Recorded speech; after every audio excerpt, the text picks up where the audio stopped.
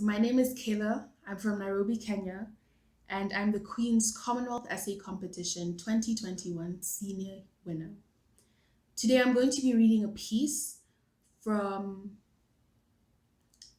my essay that I wrote, which is entitled A Letter to the New World.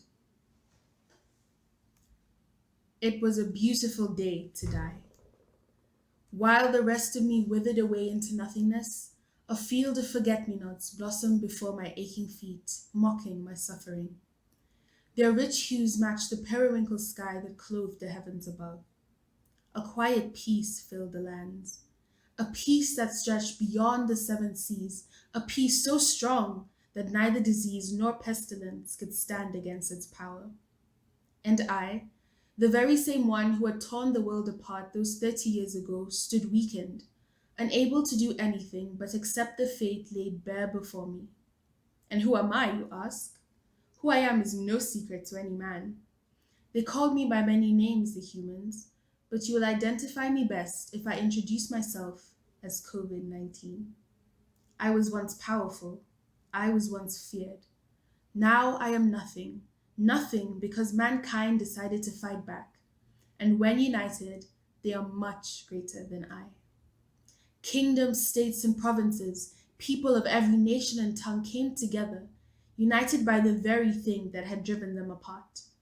And there was no lion and lamb, none greater than the other, for all were in harmony. It mattered not the color of your skin, nor the gender you identified by. It mattered not your religious beliefs, nor your name, or your father's name, for there were no barriers differentiating one man from another. No longer was a long shadow of inequity cast across the world's poor. The beggar's hands turned into praying, rejoicing hands. Equity hummed in the air, promising more fruitfulness in the years to come. And the Commonwealth nations, together with the rest of the world, held hands, holding on to that beautiful moment on that beautiful day. And I knelt among the forget-me-nots, watching as the world slowly pieced itself back together.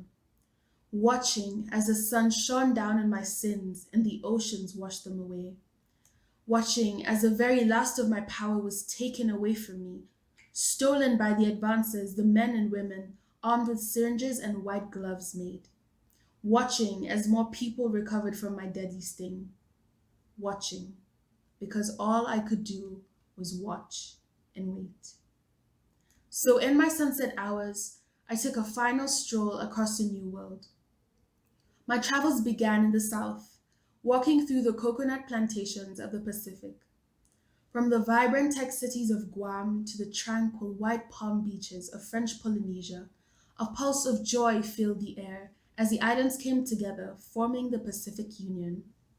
Despite the remoteness, a flourishing trade and logistics network connected their fertile agricultural islands to the rest of the New World. Together, they were invincible.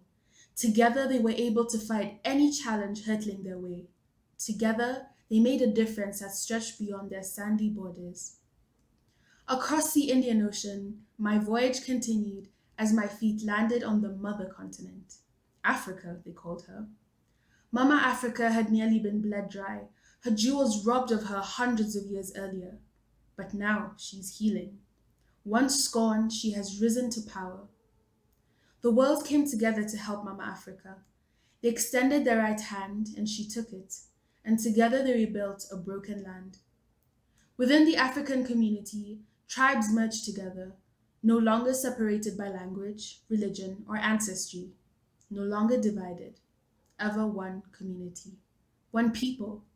And that unity pushed them forward as more cities sprouted from villages and people came together to help fuel the change. From the motherland to the rest of the world, strength and peace rang out, and the faint singing of these words could be heard. Umoja ni nguvu, utengano ni udhaifu. Unity is strength, division is weakness. Further north, past the vast Sahara and the sandy Sahel, my journey continued. I landed in the largest of the 7 great continents, Asia, where cities full of life and laughter teemed with people. With an ever-growing population, air pollution was a constant issue.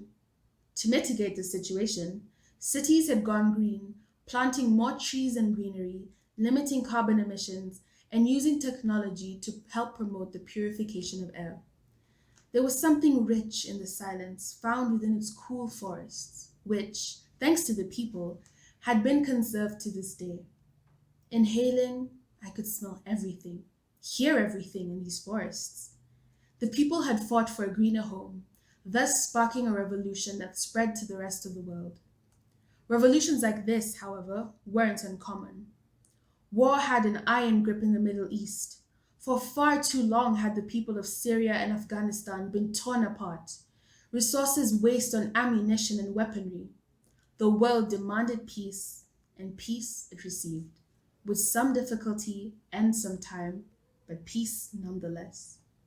Nations, once shells of themselves, were slowly recovering. Blood was no longer shed. Peace was blooming, peace was blossoming, and it would bear fruit as long as the people worked together, as long as they continued to see past the mistakes of their ancestors. A wise man once said, "The only way out of the labyrinth of suffering is to forgive." Forgiveness didn't come easy. It had taken 30 years to rid the world of the chaos I had caused, and the confusion and uncertainty even the most powerful of nations had felt during that period. That uncertainty had forced the world to put aside their differences and come together to fight an invisible foe. People were falling dead like flies from the skies, and a fear greater than any fear I had witnessed swept from continent to continent. There was uproar and chaos and anger, so much anger and so much pain. Pain that was channeled into power, power that was channeled into healing. True power, the kind that came from within, the kind that made people fight for something greater than themselves. That kind of power had been absent since the dawn of time. And to think that I, the one that divides, was the one that merged them together, was the very thing that forced different worlds into one. No, it was not perfect. The new world did have its flaws, but for the first time in hundreds of years, a significant change had come. And as the world changed, things changed for me too. I was dying. My power was ebbing away, unable to keep up with the changing times. My life on the earth was quickly running out as I proceeded in my exploration of the new world. So much had changed in the Americas. From the samba-filled streets of Sao Paulo to the quiet desert ranches in the north, there was a strange calm. In the north, advancements in space exploration allowed for greater access to the rest of the universe.